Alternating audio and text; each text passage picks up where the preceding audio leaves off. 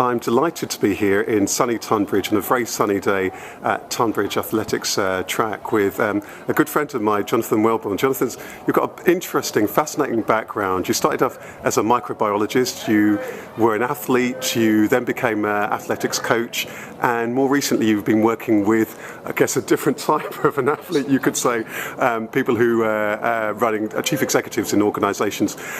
Good to speak to you, and we're just on the eve of the Olympics in London, so I guess it's a really exciting time for everybody who's interested and involved in athletics.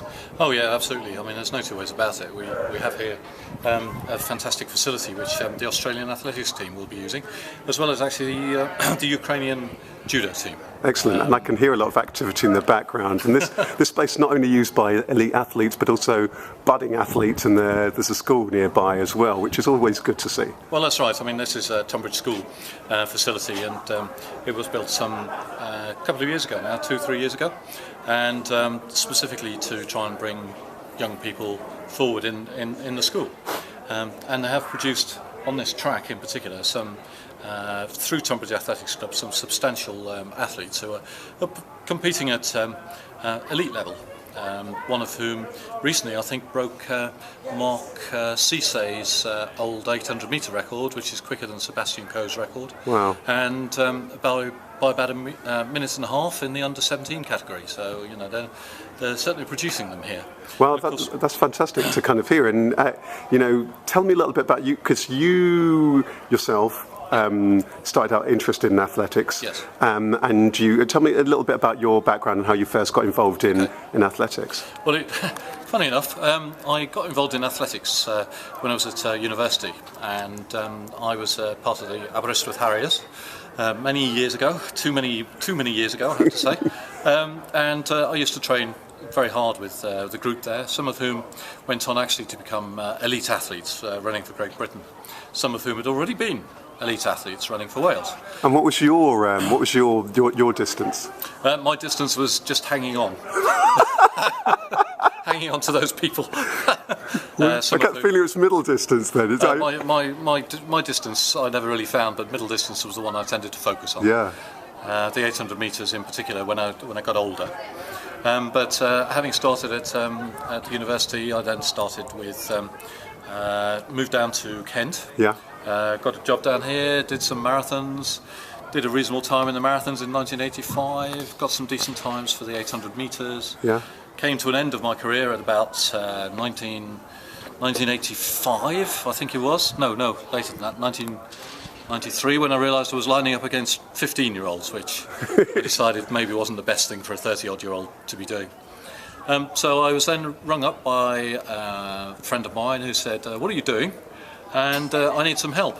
So I started coaching. Basically, from that point. And was it a natural thing? Because this is one of those classic things that people talk about. And I'm going to get you to stand a little bit more in the. Okay. Let's see if we can get a little bit more of the light here. I'm going to put you under the pressure of the light. But so you asked then if you would coach. How did you feel about that? Well, I was. Funny enough, I was apprehensive, obviously. And by coaching, I was coming along to do some of the work with the athletes on their conditioning. Yeah. Started off doing a little bit, and then as time wore on, became more confident, got some training, and gradually took over the conditioning work. But all along, when I was doing my athletics anyway, I was always trying to improve and started to look at all of the information that was out there to help myself improve, with sort of half an eye to actually, when I finished doing athletics, to putting some of that knowledge back into people that I could work with. Right, and I think this is an interesting point to note, that when you were young, I think that you were interested and you became involved in microbiology. There was a scientist. Which bit emerged kind of first? The interest in sport, incidentally, or the interest in science? Well, obviously, sport was always something that I did, but the science. Originally went to the university to do biochemistry with a view to looking at the physiology of the human body and anatomy. Unfortunately, I didn't get there. I did microbiology instead.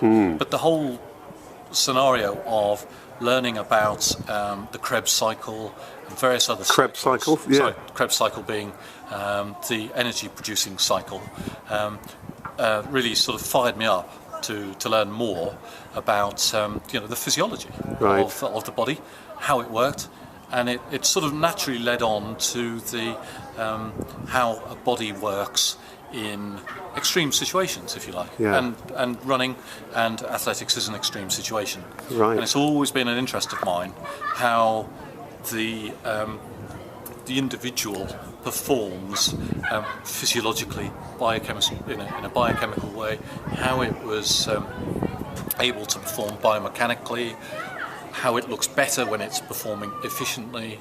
All of those things, it started to gel as I grew into my running, as well as doing the having the scientific background to know what was going on. And so when you were then beginning your coaching and the coaching developed, and I know from the chat that we've had that you've been involved in people who've then gone on to, including somebody who's gone on to perform in the Olympics and in Junior World Championships and so on. Yes. How did you find life as a coach? And I guess that this must be really just the most fascinating area, because there you are, having been an athlete yourself, and really trying to get the best out of people. And I guess that there's so many dimensions to it. There's the physically trying to get the best out of them, and also trying to get them into the best mental state, which is a big issue, I guess, in this country. We're always commenting about whether our, be it on the sports field, whether it is in the football pitch, whether it's on the tennis court, whether our athletes really have the right mentality as well. So tell me a little bit about those times and your interest in coaching. Well, my coaching interest really arose from the fact that I wasn't a very good athlete. Yeah. And I think this has been one of the things, that the best coaches have never been particularly good at what they do.